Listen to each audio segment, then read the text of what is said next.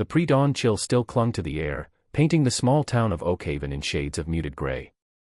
A single, stark, blue and red strobe light pulsed rhythmically, reflecting off the polished chrome of an unmarked SUV. This wasn't the usual sleepy routine for the Oakhaven Police Department. The building, a squat, brick structure that had stood for generations as a symbol of local authority, was now an island surrounded by a silent, efficient sea of federal agents. Dark suits, serious faces, and earpieces were everywhere. Inside, the atmosphere was a mix of stunned disbelief and quiet despair. Officers, some still in their rumpled uniforms from the night shift, huddled in small groups, their murmurs hushed, their eyes darting nervously towards the chief's office. The heavy oak door, usually a barrier against the outside world, now stood ajar, revealing the controlled chaos within. Then, he emerged. Chief William "Bill" Thorne, a man who had ruled this precinct with an iron fist for 15 years, a man whose face had adorned local election posters with a confident, almost arrogant smile, was now a pale, deflated figure. His hands, usually gesturing emphatically or gripping a coffee mug, were bound neatly at the wrists by polished steel handcuffs. 2 FBI agents, one on each side, moved with practiced precision, guiding him through the corridor. His blue uniform, usually crisp and starched, seemed to sag, mirroring his spirit. His gaze, normally piercing and authoritative, was now distant, unseeing, filled with a raw, dawning horror. He looked utterly bewildered, like a king dethroned in his own castle, unable to comprehend the sudden, absolute collapse of his reign. As they passed the booking desk, his eyes flickered, catching sight of a young officer, Derek Harper, slumped in a chair, head in his hands, his face ashen. A silent, accusatory glance passed between them, a wordless communication of shared ruin. The chief was led out, past the growing cluster of local media, into the waiting federal vehicle, disappearing into the nascent light. 6 months earlier. 6 months prior, the Oakhaven supermart hummed with the predictable, mundane rhythm of a Tuesday afternoon. Fluorescent lights hummed overhead, casting a bright, sterile glow on aisles stacked high with colorful packaging. The air conditioning, perpetually set to a brisk chill, offered a welcome respite from the lingering summer heat outside. Amidst the gentle clatter of shopping carts and the soft murmur of conversations, a figure moved with an almost imperceptible grace, an island of calm in the everyday bustle. This was Colonel Elijah Caron. His attire was deceptively simple, a well-fitting, pressed denim shirt, dark chinos, and polished leather loafers. No uniform, no insignia, nothing to immediately betray his distinguished military career. Yet, there was an unmistakable aura about him, a quiet confidence, an upright posture that spoke of discipline, and eyes that held the depth of experience. He was a man who commanded respect without demanding it, his presence radiating an innate dignity. He navigated the produce section with practiced efficiency, his choices deliberate and precise. A firm, ripe avocado here, a bunch of vibrant organic kale there. He exchanged a brief, polite smile with an elderly woman reaching for the same artisanal bread, allowing her to take it first with a slight, courteous nod. "All yours, ma'am," he offered in a voice that was low, even, and imbued with a hint of gravelly wisdom. She thanked him, her expression softening, clearly appreciating his chivalry. As he moved towards the checkout, he paused by the magazine rack, his gaze lingering on an international affairs periodical. His intellect, sharp and finely honed by years of strategic command, was constantly engaged, seeking understanding beyond the immediate. He wasn't merely shopping, he was observing, processing, quietly absorbing the minutiae of the world around him. His cart contained a thoughtful selection of groceries, fresh ingredients for a healthy meal, a new biography he'd been meaning to read, and a small, brightly colored toy for his niece. He moved with the unhurried precision of someone accustomed to making every action count, every decision with purpose. He embodied competence, not in an ostentatious display, but in the quiet, undeniable manner of a seasoned professional. He was simply Elijah Caron, a man of substance, making his way through an ordinary afternoon, utterly unaware that this day would soon deviate violently from the mundane. While Colonel Caron moved with measured grace through the grocery aisles, Officer Derek Harper was on patrol, his cruiser cutting a confident path through the sleepy streets of Oakhaven. To him, the town was his dominion, a stage for his authority. He wasn't just an officer, he was, in his own mind, the final arbiter of right and wrong, the visible embodiment of the law. His uniform, impeccably pressed, felt less like a duty and more like a costume for a performance he relished. His routine was less about serving and protecting and more about asserting dominance. He cruised slowly past the town's small park, his eyes narrowing as he spotted a homeless man dozing on a bench. He pulled over, not to check on the man's welfare, but to bark orders through his open window. "Hey! You can't sleep here all day, buddy. Move it. This isn't a hotel." The man, startled, mumbled an apology and slowly gathered his meager belongings, avoiding Harper's gaze. Harper watched, a smirk playing on his lips, satisfied that his message had been received. He was the boss. Later, while stopped at a red light, he spotted a young woman fumbling with her phone, clearly trying to text. He blared his siren for a split second, just enough to make her jump, then drove past, a condescending look on his face. "Learn to drive, sweetheart," he muttered under his breath, even though she hadn't broken any law. These microaggressions, these small displays of petty power, fueled his sense of superiority. He genuinely believed that the town needed a firm hand, and he was more than willing to provide it. Harper saw himself as a bulwark against the perceived moral decay and laxity of the modern world. He frequently complained to his fellow officers, and anyone else who would listen, about these people, a vague, catch-all term that encompassed anyone he deemed to be outside his narrow definition of acceptable. He was convinced that the system was too soft, that political correctness had emasculated law enforcement, and that only strong, decisive action could keep order. He felt insulated by the casual camaraderie of the precinct, the unspoken understanding that officers backed each other, no matter what. This sense of impunity, cultivated over years of unchallenged behavior, had calcified into a dangerous certainty: he was beyond reproach. His position granted him not just authority, but, in his distorted view, absolute invulnerability. He was Derek Harper, and in Oakhaven, he believed, he could do no wrong. The Oakhaven Supermart, usually a sanctuary of mundane transactions, was about to become the stage for a simmering conflict. Colonel Karen, his groceries neatly bagged, was heading towards the exit, his mind already on the evening's meal and the book he planned to read. At the same moment, Officer Harper, having finished his lunch break at a nearby diner and still basking in the glow of his earlier displays of authority, pulled into the supermarket parking lot. He was in his personal vehicle, a pickup truck, and his annoyance flared when he saw a sedan slowly backing out of what he considered to be his prime parking spot, forcing him to momentarily pause. It was a trivial inconvenience, one that most people would shrug off. But for Harper, already primed by his self-importance, it was an affront. He impatiently honked his horn, a short, aggressive blast. The sedan, driven by a young woman, quickly completed its maneuver and sped away.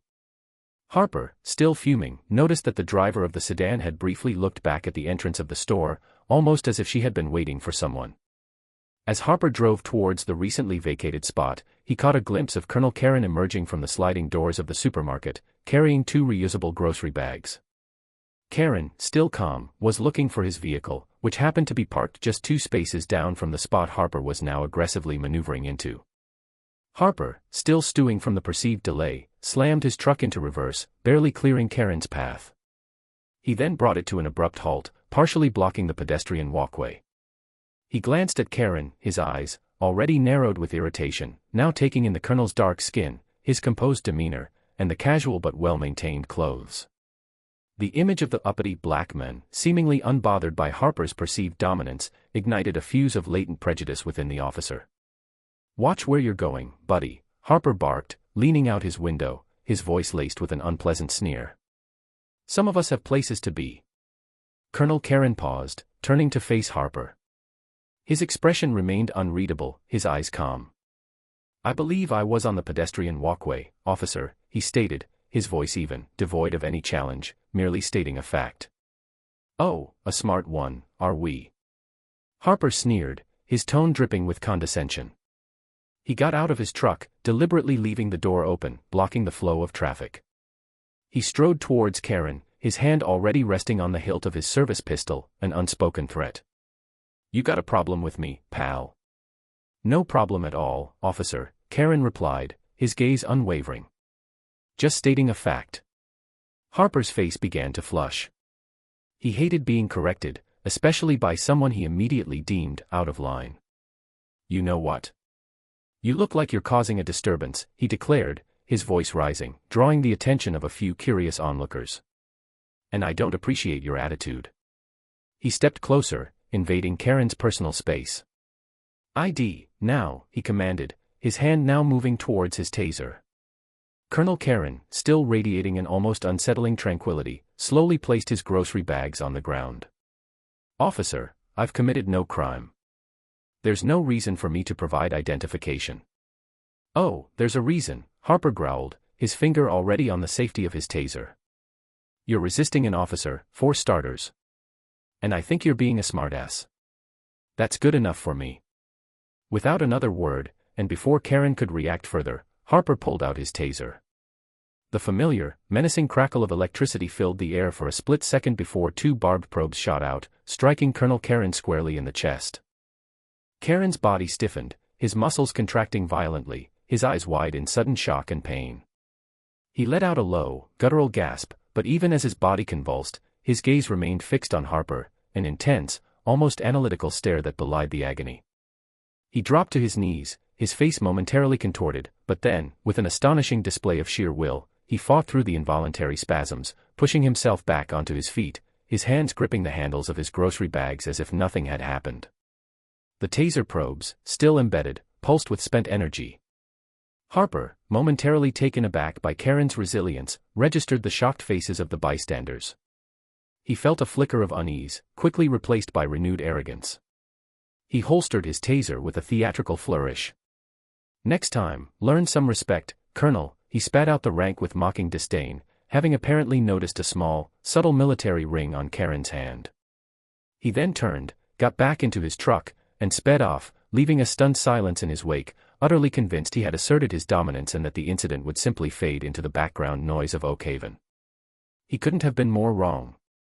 The hum of the supermart parking lot slowly returned, a surreal counterpoint to the sharp, metallic tang of ozone in the air. Bystanders, frozen moments before, began to murmur, their smartphones already emerging.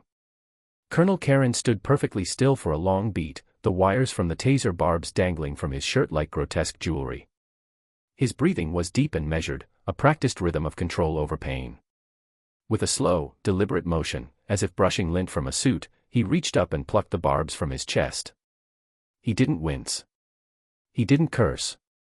He simply inspected the small points of entry in his denim shirt, his expression that of a mechanic diagnosing a faulty engine. He then calmly picked up his grocery bags, one of which had tipped, spilling an apple that rolled lazily across the asphalt. He retrieved it, polished it on his sleeve, and placed it back in the bag. A young woman rushed over, her phone still recording. "Sir. Are you okay? I got that. I got that whole thing on video. That was insane." Karen looked at her, his eyes focusing, the intense analytical stare softening just enough to convey appreciation. "Thank you, young lady. Please, save that footage. Do not post it online. Not yet.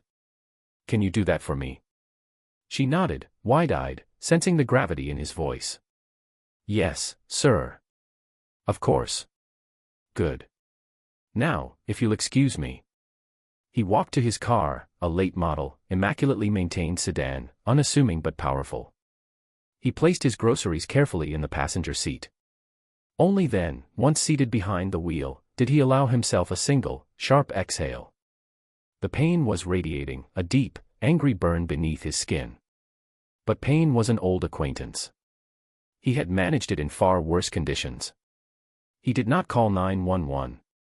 He did not drive to the local police precinct to file a complaint he knew would be buried before the ink was dry. Instead, he pulled out a specialized, encrypted satellite phone, a device far beyond standard military issue. It was nondescript, black, and devoid of any manufacturer logos. He accessed a secure contact list. He didn't dial a number, he selected a protocol. He typed a short, precise message, his fingers moving with practiced speed.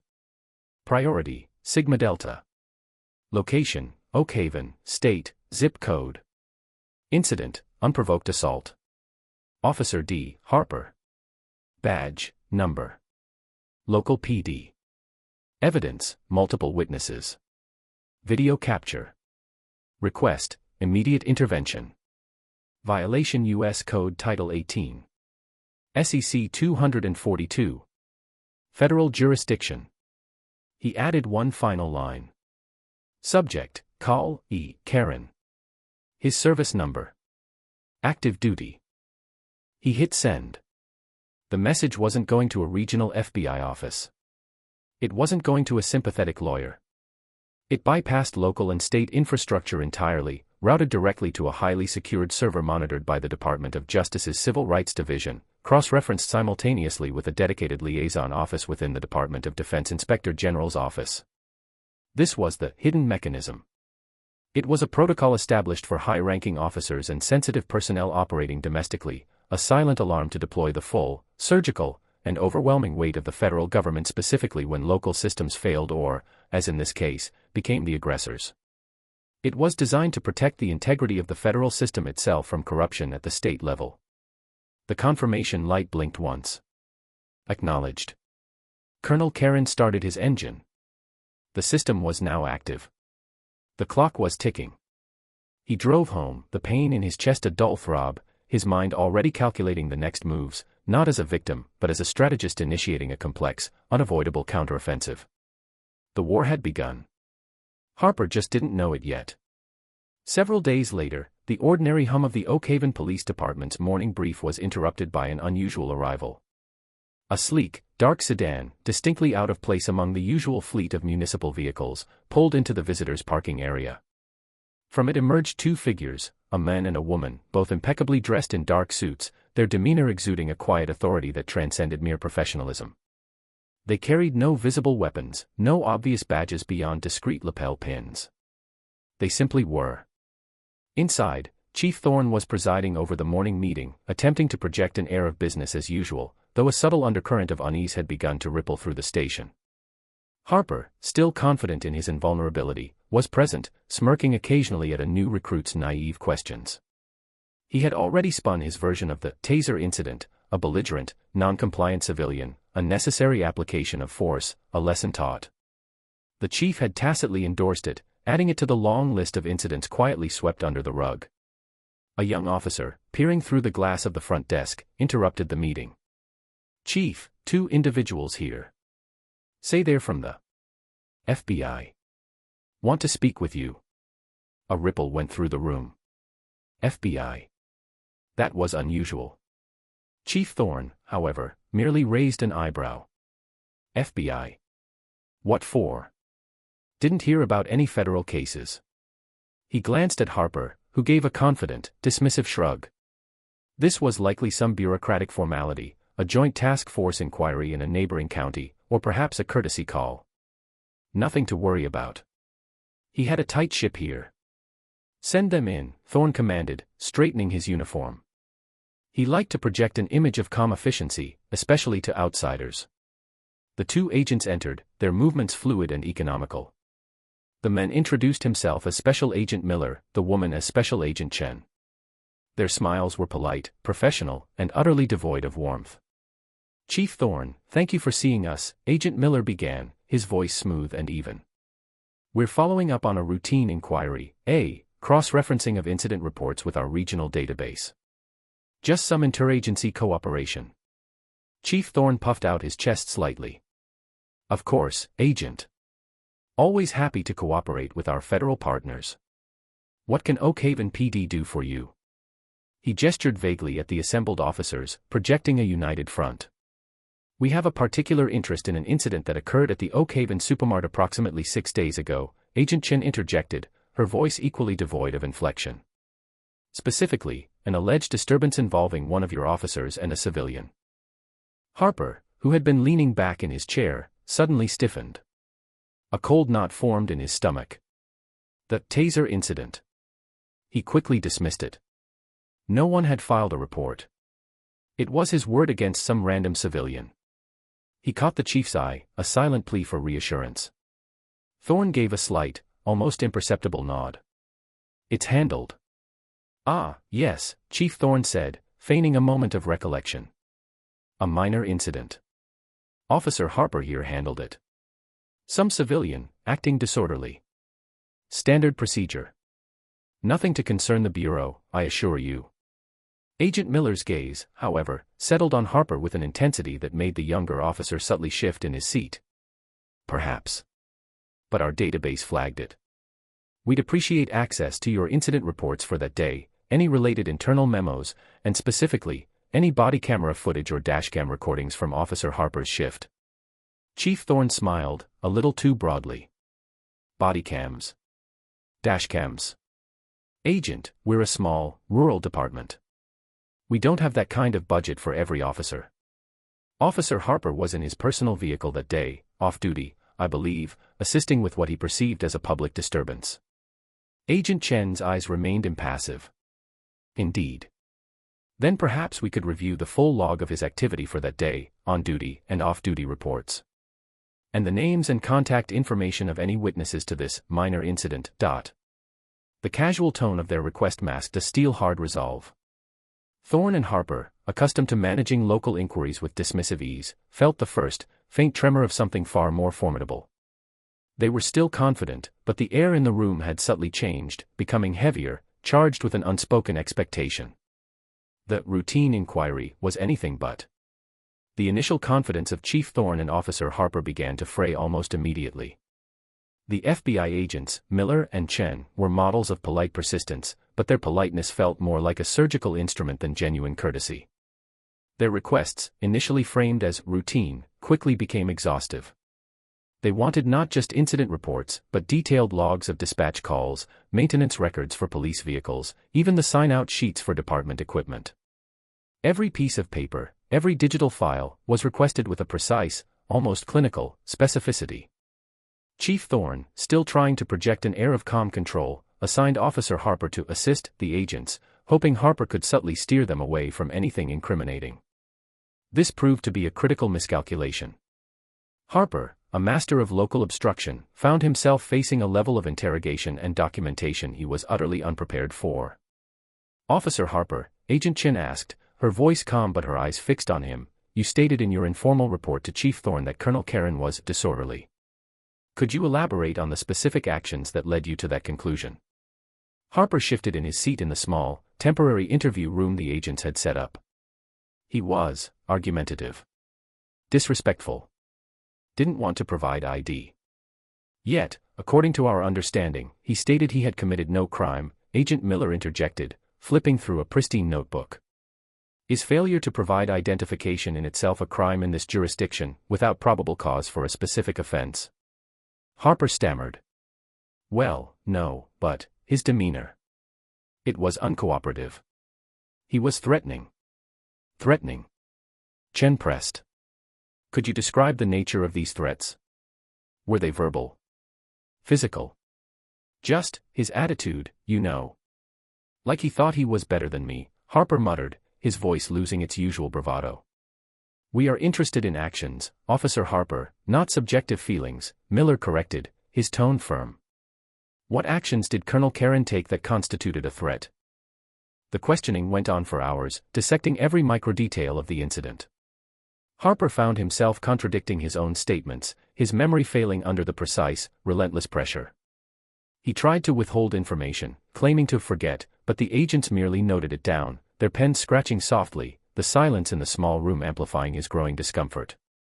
Meanwhile, Agent Chen was delving into the Oakhaven PD's digital records. What they found was a chaotic mess, a system riddled with inconsistencies. Missing entries, altered dates on incident reports, and a suspiciously high number of minor disturbances involving Officer Harper that had been closed without further investigation. When she requested security footage from the supermart, Chief Thorne claimed the store's cameras were notoriously unreliable, often malfunctioning. We've already made inquiries with the supermart's corporate office, Chief, Agent Chen stated, her voice flat. They assure us their system was fully operational on the date and time in question, and that they are prepared to cooperate fully with a federal investigation. We expect to receive a copy of their recordings by end of day. Thorne's face tightened. The lie had been exposed with effortless ease. He realized, with a growing sense of dread, that these agents weren't just asking questions, they were building a case. And they were always one step ahead. The incident with Karen was no longer a minor disturbance. It was the thin end of a wedge, hammered in by someone who knew exactly where to strike, and with the full, silent force of a very high authority. The cracks in Oakhaven's seemingly impenetrable wall of complacency were beginning to show, and the light filtering through them was blindingly bright. The arrival of the supermart surveillance footage sent a fresh ripple of panic through the Oakhaven Police Department. Chief Thorne had stalled, offering flimsy excuses about IT issues, but when Agent Miller simply produced a flash drive containing the requested video, provided directly by corporate security, the game was up. The footage, crisp and damning, showed Officer Harper's aggressive approach, Karen's calm demeanor, the unprovoked taser deployment, and Karen's astonishing, dignified resilience. There was no disorderly conduct, no threat. Only an abuse of power. But the FBI's interest didn't stop there. As Agent Chen meticulously cross-referenced the supermart footage with Harper's previous incident reports, a disturbing pattern began to emerge, not just about Harper, but about the entire system designed to protect him. Chief Thorne, Agent Chen said, entering his office, a file thick with documents in her hand, "We've found some discrepancies." According to this report from May of last year, Officer Harper responded to a noise complaint at the Blue Heron Bar, resulting in an arrest for public intoxication and assault. Yet, the initial dispatch log for that evening shows the call was classified as a minor disturbance, no police response required. Can you explain that? Thorne cleared his throat. Sometimes classifications are updated, Agent. It happens. And the witness statements? Miller added, stepping in behind Chen. We have 3 separate complaints filed against Officer Harper regarding that incident. All describe excessive force. All were logged as unsubstantiated and closed without further action. Yet, the bartender, Mr. Sanchez, explicitly detailed a broken nose sustained during Harper's arrest technique.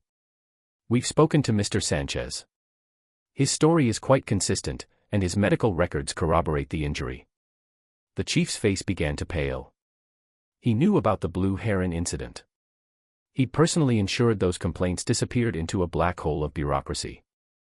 And then there's the string of traffic citations Officer Harper issued on Main Street, specifically to vehicles with out-of-county plates, Agent Chen continued, pulling out a spreadsheet.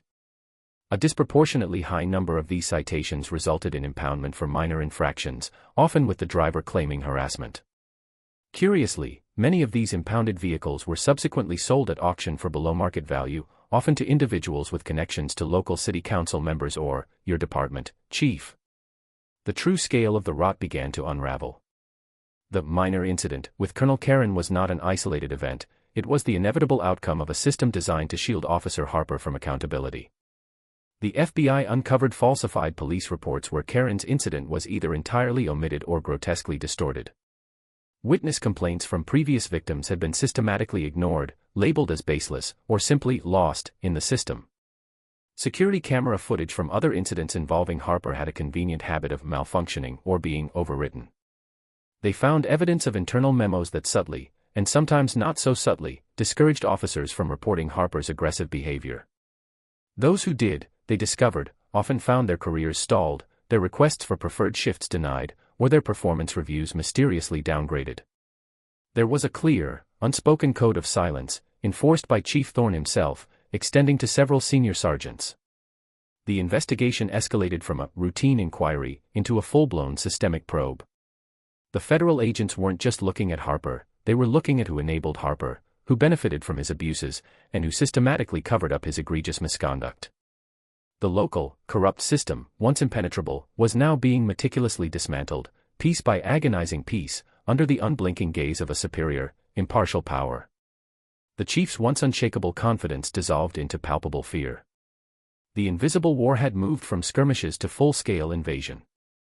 As the FBI's investigation deepened, the atmosphere within the Oakhaven Police Department became thick with a volatile mixture of fear and resentment. The easy camaraderie evaporated, replaced by wary glances and hushed conversations that ceased abruptly whenever an agent was within earshot. Officer Harper, once the embodiment of swaggering impunity, was now a hollowed-out shell, his usual sneer replaced by a constant, nervous twitch. He was subjected to daily, grueling interviews, each one peeling back another layer of his carefully constructed delusions of grandeur, revealing the petty tyrant beneath.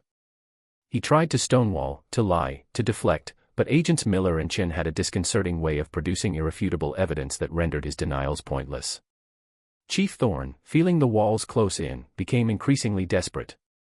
He made frantic phone calls to Mayor Thompson, a man he had helped get elected and whose various indiscretions he had quietly smoothed over for years. "Mayor, you've got to do something. Thorne's voice, usually booming, was now a strained whisper over the phone. These feds are out of control. They're tearing this department apart. They're asking about everything, old cases, budget allocations, even the impound lot sales. Mayor Thompson, a man whose political career was built on maintaining a delicate balance of favors and hushed compromises, felt the familiar dread of exposure. Bill, calm down. I'm making calls. State Senator Harrison's office is looking into it. This is overreach. They can't just come in here and run roughshod over local law enforcement. But the calls, to the mayor's shock, yielded little. State Senator Harrison's office offered polite, non-committal responses, citing federal jurisdiction and ongoing investigations. The county prosecutor, usually eager to curry favor with local police, became strangely evasive. The channels of local influence, once so potent, now seemed utterly powerless against the federal tide. Agent Miller, meanwhile, subtly highlighted this futility during one of his increasingly tense meetings with Thorne.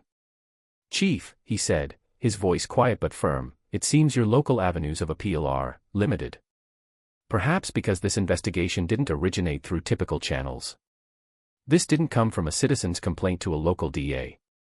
It came from a direct request, from a very high level, citing a serious federal civil rights violation against a federal employee.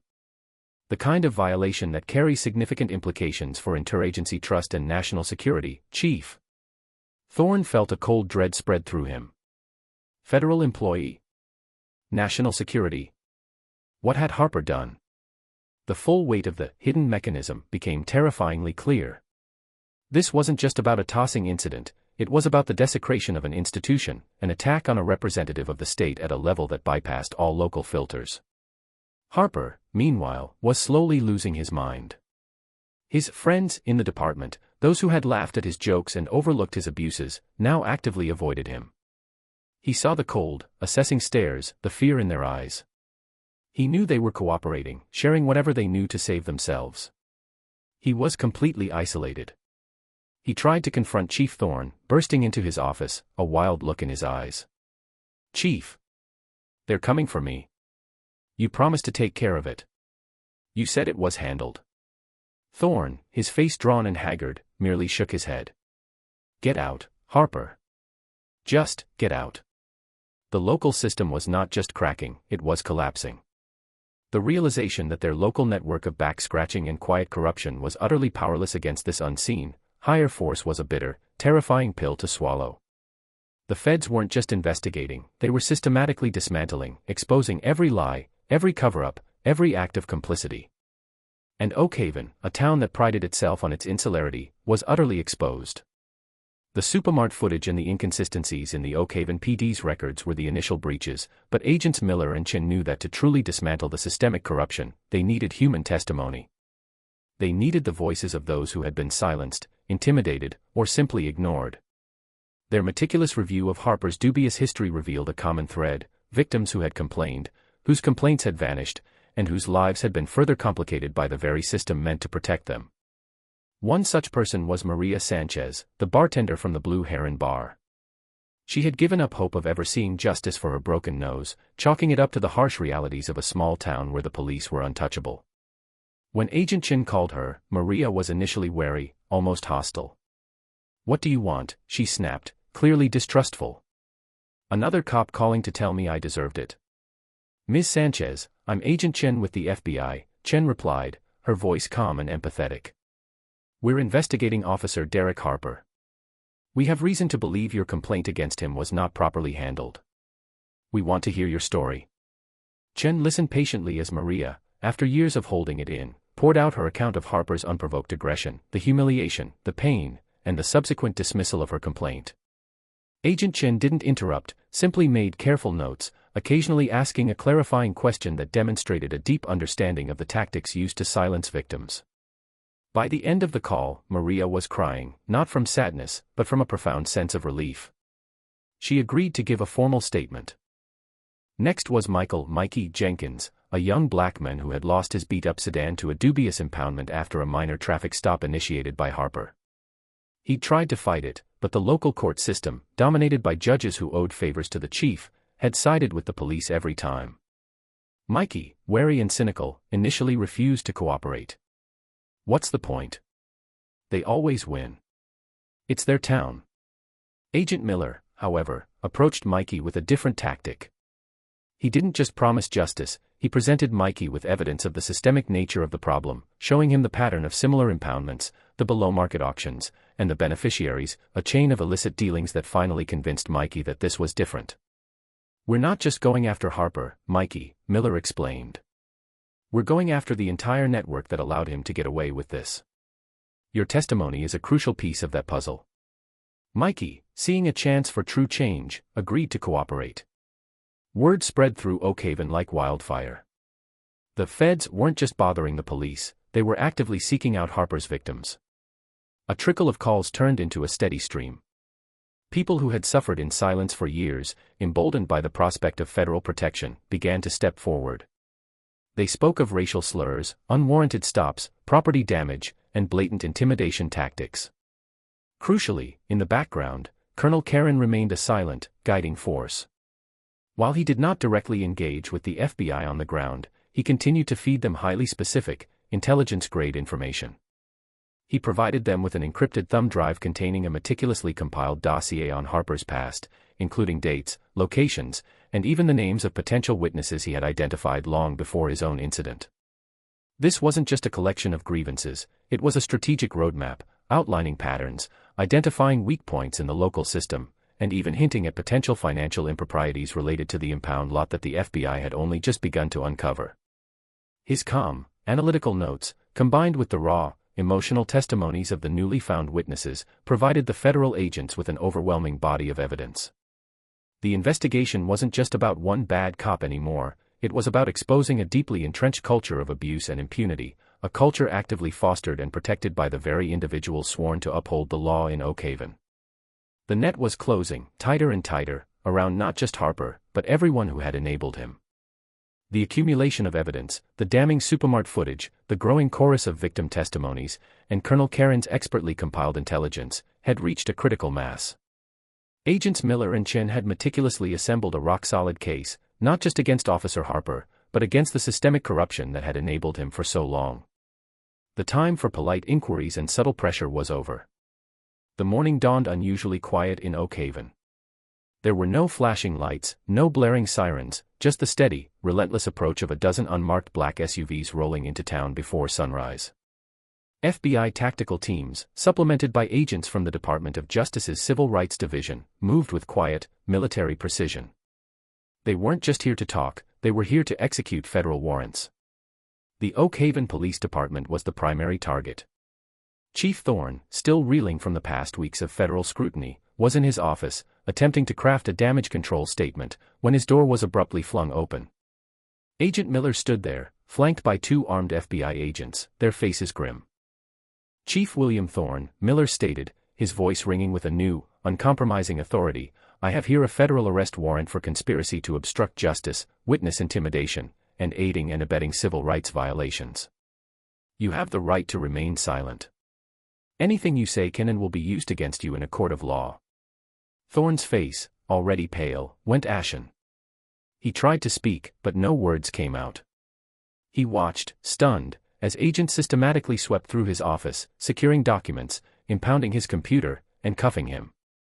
Down the hall, Officer Harper was in the locker room, attempting to retrieve some personal effects, a desperate, half-formed plan of escape swirling in his mind.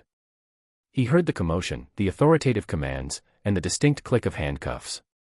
Before he could react, Agent Chin appeared in the doorway, a calm but resolute expression on her face. Officer Derek Harper, she announced, you are under arrest for assault under color of law, civil rights violations, and perjury. You have the right to remain silent. Harper snarled, a cornered animal desperate to lash out. You can't do this. I'll call my lawyer. This is a witch hunt. But his protests were futile. Two agents efficiently restrained him, placing him in cuffs. His eyes darted around the locker room, searching for a familiar face, a friendly hand. There were none. His fellow officers, those who hadn't already been taken into custody, watched in stunned silence, their own careers flashing before their eyes.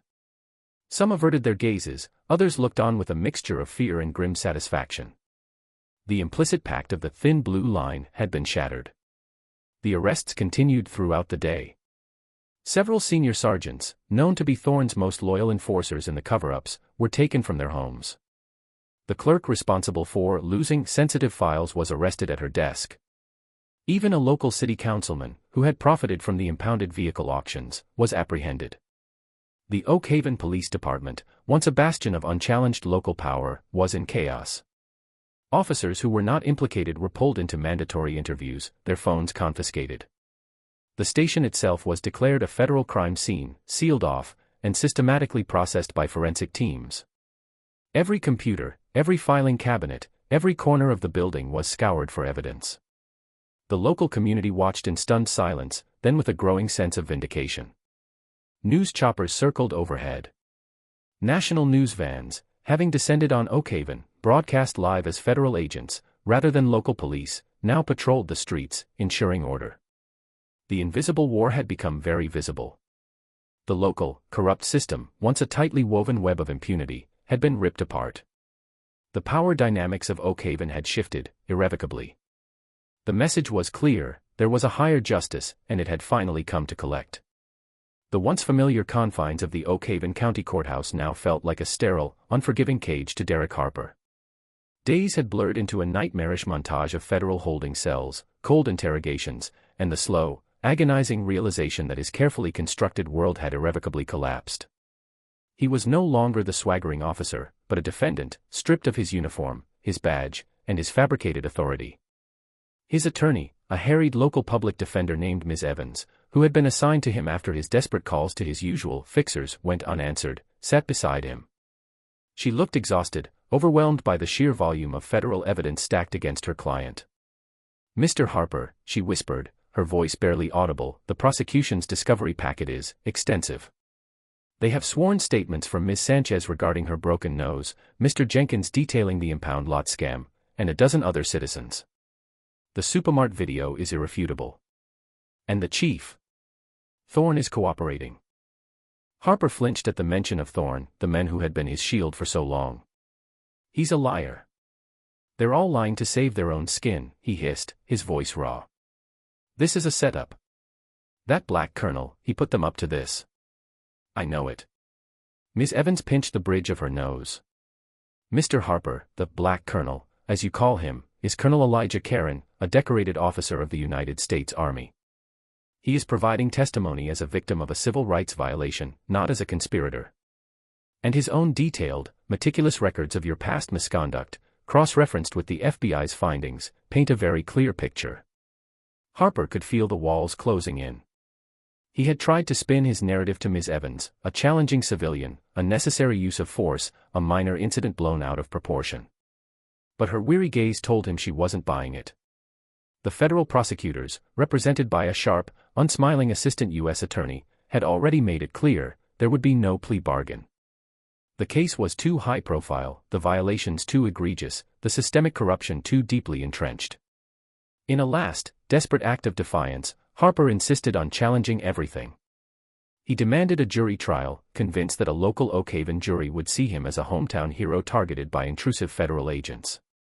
He believed that the same unspoken biases that had protected him for years would manifest in the courtroom. He had, in his warped mind, nothing left to lose. But this wasn't a local court anymore. This was federal jurisdiction, a domain where the rules of small-town patronage and manipulation held no sway. The jury pool was diverse, drawn from a wider district, and thoroughly vetted for impartiality. His last, desperate gamble was set to fail, catastrophically. The stage was set for the final, public reckoning, a full and unsparing revelation of the truth that would leave no room for doubt or denial. The day of judgment had truly arrived. The federal courtroom in the nearby district seat was a stark, modern space, a deliberate contrast to the cozy, familiar confines of Oak Haven. Every seat in the gallery was filled, a mix of curious local residents, grim-faced federal officials, and reporters from national news outlets who had descended upon the once sleepy town. The air crackled with anticipation as the trial of Officer Derek Harper and Chief William Thorne, who had opted for a separate, but concurrent, trial on a plea of not guilty, began. The prosecution, led by the formidable Assistant U.S. Attorney Elena Rodriguez, wasted no time. Her opening statement was a concise, brutal dissection of power abused and trust betrayed. She painted a picture not just of a rogue officer, but of a calculated, systemic pattern of civil rights violations, enabled and protected by a corrupt hierarchy. The first piece of evidence was played on a large screen, the supermart surveillance video. The courtroom fell silent as Harper's aggressive approach, Karen's composed demeanor, and the unprovoked, shocking jolt of the taser unfolded before everyone's eyes. Gasps rippled through the gallery at the sight of Karen's body convulsing, followed by murmurs of disbelief at his almost superhuman recovery. The visual evidence was devastatingly clear. Witness after witness followed. Maria Sanchez, her voice trembling but resolute, recounted the broken nose and the subsequent dismissal of her complaint. Mikey Jenkins, no longer cynical, spoke with quiet dignity about the predatory impoundment scheme and the systemic roadblocks he faced. Other citizens, their faces etched with years of suppressed frustration, shared their stories of microaggressions, racial slurs, and fear under Harper's tenure, each testimony building an undeniable edifice of abuse. Then came the internal documents, meticulously presented by Agent Chen. The deliberately misclassified incident reports, the lost complaints, the suspicious malfunctions of body camera footage around Harper's activities, all laid bare, revealing the chief's active complicity in the cover-up. Thorne, seated at his own defense table, looked increasingly agitated, his legal team struggling to counter the overwhelming tide. Finally, Colonel Elijah Karen was called to the stand. He entered the courtroom not in uniform, but in an impeccably tailored dark suit, his bearing as straight and dignified as ever. His presence commanded immediate attention, an unshakable pillar of integrity in the midst of turmoil. He spoke calmly, concisely, recounting the incident in the supermart with objective detachment, devoid of any emotional flourish. He described the pain, the humiliation, but primarily emphasized the clear, unprovoked nature of the attack and the explicit racial undertones of Harper's language. Colonel Karen, U.S. Attorney Rodriguez asked, after Officer Harper deployed his taser, "You did not physically retaliate. You did not engage in a shouting match. Why?" Karen met her gaze, his voice steady. "Because I understood the nature of the engagement." Officer Harper believed he was above the law, protected by a local system that had consistently shielded him. To escalate on his terms would have played into his narrative. "My objective was not immediate confrontation, but the activation of a higher system of justice, a system that could address the systemic failures he represented." He then calmly detailed his actions post-incident, the collection of initial evidence, the protected communication he initiated, the precise information he provided to the federal authorities. He spoke of his duty, not just as a soldier, but as a citizen, to uphold the principles of justice when local systems failed. His testimony was not just about the assault, it was about the deliberate, strategic activation of accountability. Harper, watching from his table, finally snapped. "He's lying. He set me up. This is all because I'm white and he's just an arrogant." His outburst was quickly quelled by his attorney and the judge, but the damage was done. His words, dripping with the very prejudice he denied, only served to underscore the prosecution's case. The culmination of the evidence was stark and incontrovertible. The minor incident had exploded into a federal case of profound significance, exposing not just a single bad actor, but the entrenched network of power that had allowed him to flourish. The silence in the courtroom was no longer of anticipation, but of a somber, collective realization. The truth, finally, had been brought to light. The judge's gavel struck with a final, decisive thud, sealing the fate of Officer Derek Harper and his accomplices. The packed courtroom held its breath as the sentences were read. Harper, stripped of his uniform and any semblance of authority, stood before the judge, his face a mask of disbelief slowly giving way to terror. The weight of the irrefutable evidence, meticulously gathered and presented by the FBI, had crushed his arrogance. Each count, each conviction, resonated through the chamber, marking the dismantling of a corrupt system that had long believed itself impenetrable. Harper received a substantial prison sentence for his assault on Colonel Karen, the racial profiling, and the myriad other abuses of power unearthed during the comprehensive investigation. His enablers, the sheriff, captain, and several other officers who had actively participated in or knowingly covered up his misconduct, were also held accountable. Some faced prison time for obstruction of justice, perjury, and conspiracy, while others received lesser but still career-ending sentences, stripped of their badges and pensions. The meticulous collection of evidence, from witness testimonies to recovered internal documents and video footage, painted an undeniable picture of systemic corruption, leaving no room for doubt or appeals to local influence. The trial, widely publicized, became a landmark case, resonating far beyond the small town. It served as a stark demonstration that the higher system, the federal government's commitment to justice, could indeed pierce through layers of local complicity. For the community, especially those who had suffered in silence under the department's previous regime, the verdict brought a profound sense of catharsis. A collective sigh of relief, mingled with quiet vindication, rippled through the public gallery as justice, long denied, was finally delivered. It was a powerful message that unchecked power, no matter how entrenched, would ultimately face accountability. In the aftermath of the monumental trial, a palpable shift settled over the town. Colonel Karen, true to his strategic nature, faded back into the quiet dignity of his civilian life, never seeking the spotlight. Yet, his resolute action had been the undeniable catalyst for a profound systemic overhaul. The disgraced police department was thoroughly dismantled, its leadership replaced by individuals committed to transparency, accountability, and community service. Reforms were swiftly implemented, from mandatory de-escalation training and body camera policies to independent review boards for citizen complaints.